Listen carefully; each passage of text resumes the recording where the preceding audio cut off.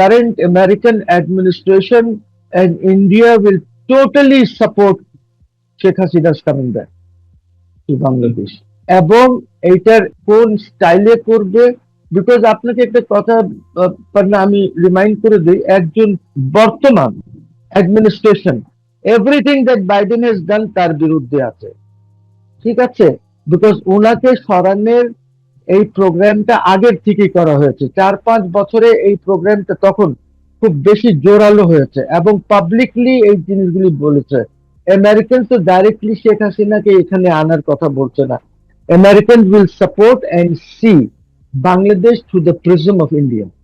China আমার পাশে দাঁড়িয়ে আছে, আমাকে যদি আজকে কিছু হয় বা ইন্ডিয়া যদি কোনো কিছু করে তাহলে চায়না আমার সাথে থাকবে, আমেরিকা যদি আমার সভরেন্টির উপরে হস্তক্ষেপ করে চায়না চলে আসবে। No, China doesn't do that. China will keep quiet, China বার্তা দেবে এবং লং টার্ম প্ল্যানিং তারা করবে।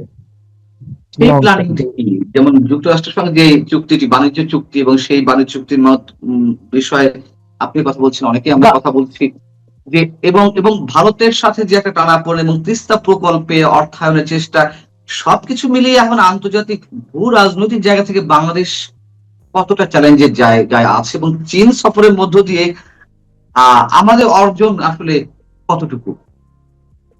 দেখেন, এই মুহূর্তে আমাদের তেমন কোনো অর্জন হয়নি, বরঞ্চ আমরা দিয়েছি ওদেরকে, চাইনাকে। দেখুন, বাংলাদেশের আমরা ওদের জন্য জোন করে দিচ্ছি, এইসব আমরা করছি, হয়তো তারাই করবে। কিন্তু আমার এই মুহূর্তে we have got some promises, তারা প্রমিস করেছে, লাইক আমাদের তিস্তার ব্যাপারে ম্যানেজমেন্ট, বাট আমরা ওদের সাথে কোনো ওরকম চুক্তি এখনো করি নাই। হয়তো আমরা এসে আছি যে হাউ উইল ইন্ডিয়া রিয়াক্ট, ওইটার কি পজিশন হবে, এইসব নানান চিন্তাতে আমরা করছি না, নাম্বার ওয়ান। নাম্বার টু যেটা হচ্ছে যে আপনি জানেন যে আমেরিকা বাংলাদেশকে প্রেসারাইজ করছে দুইটা চুক্তি করার জন্য, যেন ওদের নেভেল ফ্লিট যেটা আছে সেটা এখানে আসতে পারে, রিপেয়ার করতে পারে। বেসিক্যালি চায়না একটা ডাউট করছে যে ইন্ডিয়া এইখানে আমেরিকান আর ইসরায়েলি ইন্টারেস্টকে প্রোটেক্ট করার চেষ্টা করবে। তো একটু ওয়েট করলে ভালো হয়, লেট আস সি ব্রিক্স কিভাবে অগ্রসর হয়, because this is a very important event যেটা দিল্লিতে হতে যাচ্ছে এবং সেখানে আমাদেরও একটা অ্যাপ্লিকেশন পেন্ডিং আছে ব্রিক্স এর মেম্বারশিপের জন্য। এই অ্যাপ্লিকেশনটা গতবার ব্লক হয়ে গেছিল, পাকিস্তানের অ্যাপ্লিকেশন পেন্ডিং আছে, কিন্তু ইরান হয়ে গেছে ব্রিক্স এর ফুল মেম্বার। যদি আমরা যদি মেম্বার হয়ে যেতে পারি ব্রিক্সের, তাহলে এক ধরনের সিচুয়েশন হবে। আমরা যদি ব্রিক্সের মেম্বারশিপ আবার আমাদের স্টল করে দেয়, ইন্ডিয়া করুক বা যেভাবেই হোক, তাহলে কিন্তু আর এক ধরনের আমাদের আন্তর্জাতিক সিচুয়েশন হবে। এই স্বাভাবিক আন্তর্জাতিক ইস্যু দিয়ে আমি একটু অন্যদিকে যেতে চাই বাংলাদেশকে কেন্দ্র করে, সেটা হচ্ছে যে বাংলাদেশে যুক্তরাষ্ট্র, চীন, রাশিয়া, ভারতের যে একটি খেলা বা একটা স্থায়ী যুদ্ধ বা ব্যাটেল গ্রাউন্ডে বাংলাদেশ পরিণত হয়েছে, এরকম তো আমরা শুনে আসছি, বলছি। কিন্তু এর মধ্যে আরেকটি মোটামুটি আধা পরাশক্তি বলা যায় বা পরাশক্তি বলা যায় কিনা সেটা একটি প্রশ্ন। তুরস্কের একটি প্রচ্ছন্ন প্রভাব অনেক আগে থেকে আমরা দেখছি, তারা প্রভাব বিস্তার করতে চাইছে কোন কোন দলকে ইন্ধন দিয়ে। ইভেন যে আন্দোলনটি হলো 5 আগস্টে, সেখানে তুরস্কের এক ধরনের ইন্ধন ছিল বা এক ধরনের ভূমিকা ছিল, এরকমটাও শোনা যায়। এবং বাংলাদেশের কোন কোন সাম্প্রদায়িক গোষ্ঠীকে তারা নানানভাবে সহযোগিতা করছে। আপনি এই ইকুয়েশনের জায়গা থেকে কি বলবেন, তারা আসলে কি করতে চাইছে এবং কিভাবে তারা বাংলাদেশের মধ্যে প্রভাব বিস্তার করতে চাইছে? দেখেন, টার্কি হ্যাজ, ওদের দুইটা ইন্টারেস্ট আছে এখানে। একটা হলো তাদের ইকোনমিক ইন্টারেস্ট। ইকোনমিক ইন্টারেস্টটা হলো to sell their armaments, arms বিক্রি করার, এবং যার জন্য এখন এই মুহূর্তে পৃথিবীতে এই যে ড্রোন টেকনোলজি আছে বা ড্রোন ডেভেলপমেন্ট যেটা হচ্ছে, এটা টার্কি বেশ এগিয়ে আছে ওদের ড্রোনস গুলি, এবং ওদের ড্রোন এখন পুরো পৃথিবীতে কেনা বেচা হচ্ছে ওদের। তো আমাদের এখানেও আপনি জানেন যে তারা ড্রোনস বিক্রি করতে চাচ্ছে এবং ড্রোনস এর ফ্যাক্টরি করতে চাচ্ছে এখানে। তো that is one thing. Second হচ্ছে তারা এখানে অনেক আর্মস বিক্রি করতে চাচ্ছে, ইলেকট্রনিক যেটা আর্মি ইউজ করে ওই ধরনের অনেক ওদের ইকুইপমেন্টস আছে, যেগুলি তারা এখানে বেচতে চাচ্ছে, দ্যাট ইজ ওয়ান। আরেকটা জিনিস হচ্ছে যে যেহেতু এরদোগানের party is also Islamist party, তারা আমরা দেখেছি যে যখন রোহিঙ্গারা এসেছিল শেখ হাসিনার সময়, তখন এরদোগানের স্ত্রী এসেছিলেন এবং ফরেন মিনিস্টার কয়েকবার এসেছেন এরদোগানের। তারা ওদেরকে সাহায্য করেছে। কেন সাহায্য করেছে, কেন এগুলি করতে গেছে? বিকজ ওরা মুসলমানদেরকে একটা সাপোর্ট দিচ্ছে। তো এই গেল এক। সেকেন্ড হচ্ছে যে তারা ইসলামিস্ট পার্টিসদের সাথে, I don't know Panna if you remember or not, তো ওরা by virtue of that even জামাতকেও তারা সাপোর্ট করছে। একটা হচ্ছে যে সুন্নি, যেহেতু জামাত ইসলামী সুন্নি, বাট তারা হয়তো ওয়াহাবি হতে পারে, সালাফি হতে পারে, যেটাই হয়। তো এই জন্য ওদের যে রুলিং পার্টি আছে তারা ইসলামিস্টদেরকে সাপোর্ট করছে, যদিও টার্কিতে ওরকম ইসলামাইজেশন নাই। কিন্তু তারা বাংলাদেশের যে সাপোর্ট করছে। তরুণদের যে দল, তরুণদের একাংশের যে দল এনসিপি, তারাও তাদের গঠনতন্ত্র কিন্তু তুরস্কের একটি পার্টি সহ আরো যে দু একটি পার্টি আছে তাদের গঠনতন্ত্র মানে গঠনতন্ত্রের আদলে করেছে। তুরস্ক জি। দ্বারা এত প্রভাবিত হওয়ার কারণ কি, বা তুরস্ক বাংলাদেশের রাজনৈতিক দলগুলোর উপর এরকম প্রভাব বিস্তারের কারণ কি? দেখেন, আমরা 20-22 কোটি লোক আছি, কাজে যদি 20-22 কোটিকে ইসলামাইজেশন এখানে হতে পারে, আর এরা যদি পাওয়ারে আসে, তাহলে টার্কির সাথে আমাদের বাণিজ্য বা আমাদের অন্য মিলিটারি কোঅপারেশন এগুলি বাড়বে। বিকজ আপনি জানেন যে তারা একটা ইসলামিক নেটওয়ার্ক করার চেষ্টা করছে এখন, যেখানে ইজিপ্ট, পাকিস্তান, টার্কি, ইরান এরা মিলে একটা জোট হুম। করছে।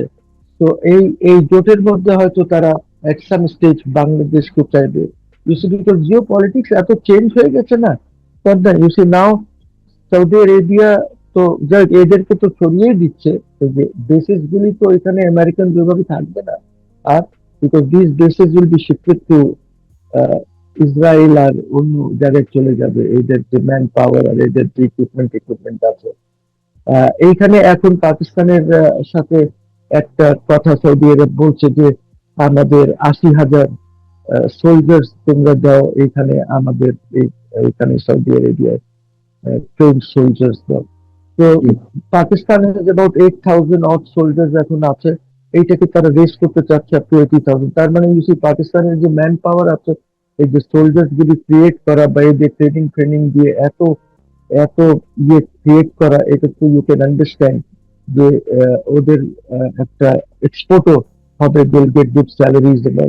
তো আমাদেরও এসব সুযোগ ছিল, কিন্তু আমি জানি না আমরা কোন পর্যায়ে আছি, বিকজ আমরা তো দেখেছি এখন ইসলামাইজেশন চলছে, আর্মির মধ্যেও চলছে। we have seen আমাদের 4টা ব্যাটালিয়ন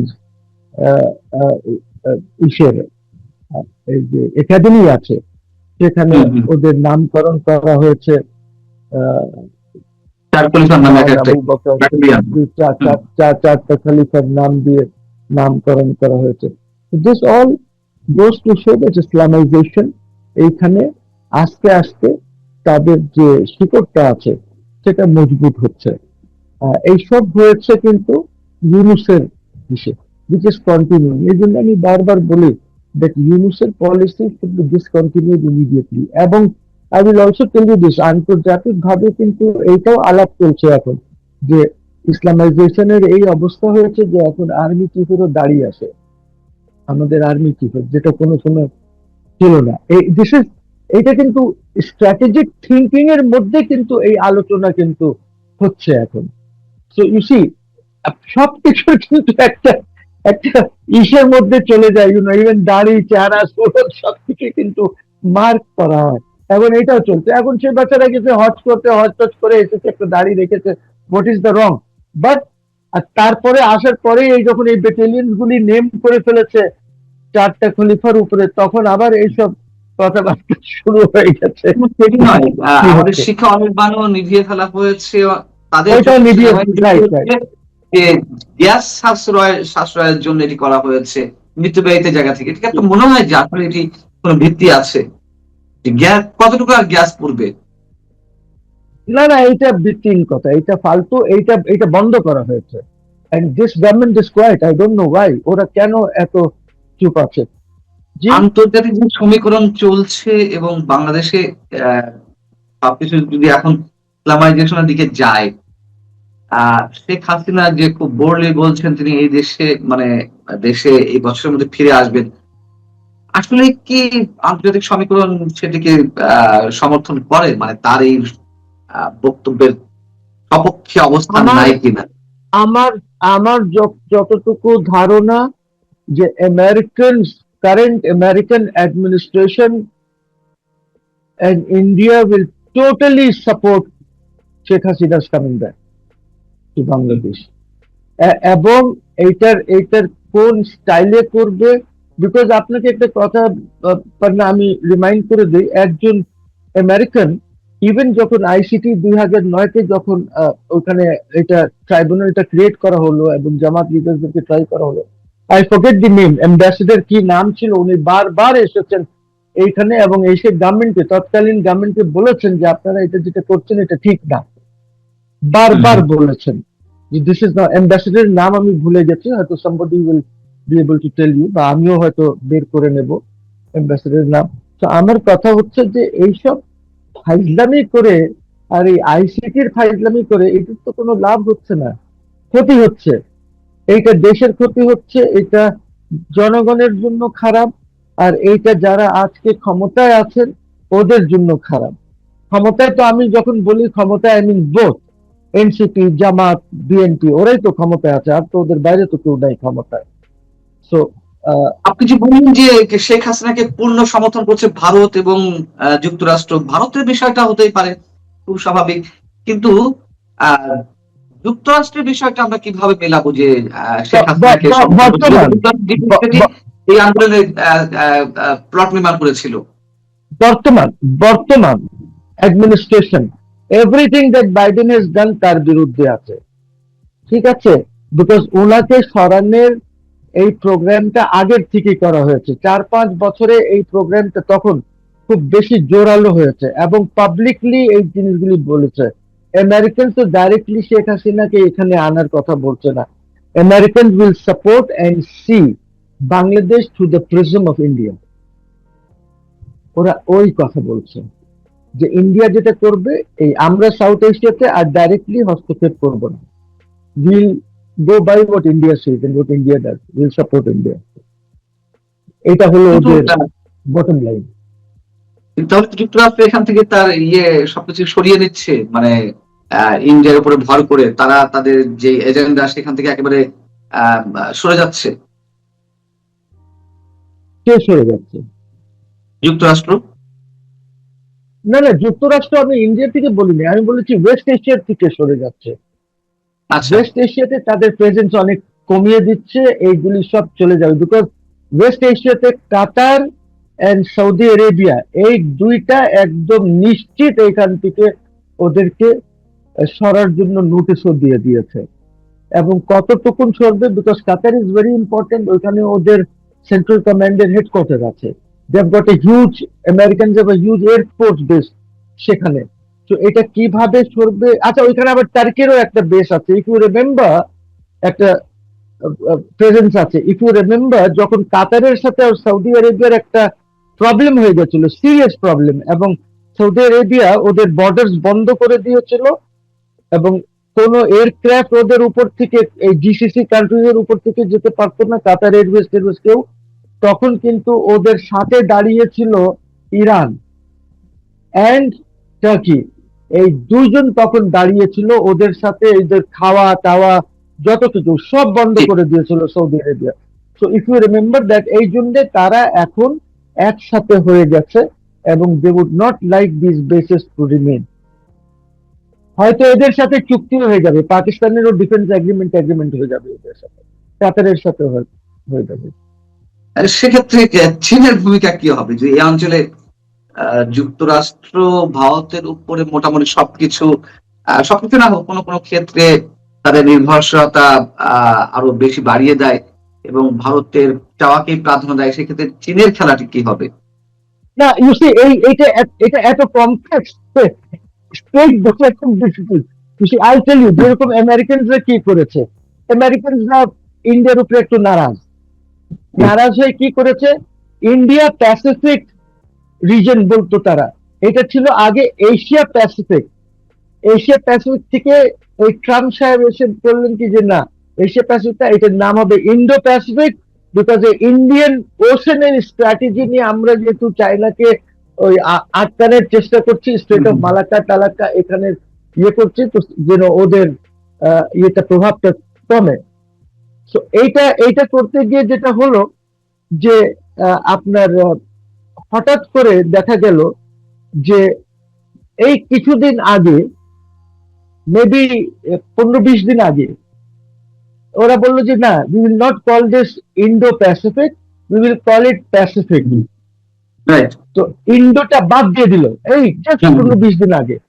সো এই যে জিনিসটা আছে, this things are of very great significance, because চায়নার জন্য মালাক্কা ইজ ভেরি ইম্পর্টেন্ট, এবং China has a naval base in Djibouti. এইটার জন্যই তাদের এই নেভাল বেসটা আছে। তো কমপ্লেক্স এই কারণে যে একদিকে বলছে যে আমরা সাউথ এশিয়াকে we will see South Asia with the prism, with the eyes of India, আবার এদিকে এইখান থেকে সরিয়ে দিচ্ছে। আর কোয়াডসের যে নেভাল এক্সারসাইজেস হচ্ছে এবং কোয়াডসের যে মিলিটারি এক্সারসাইজ হচ্ছে, সেখানেও কিন্তু ইন্ডিয়াকে ইনভাইট করে নাই, অথচ India is a member of quad. মানে খুবই জটিল, খুবই জটিল।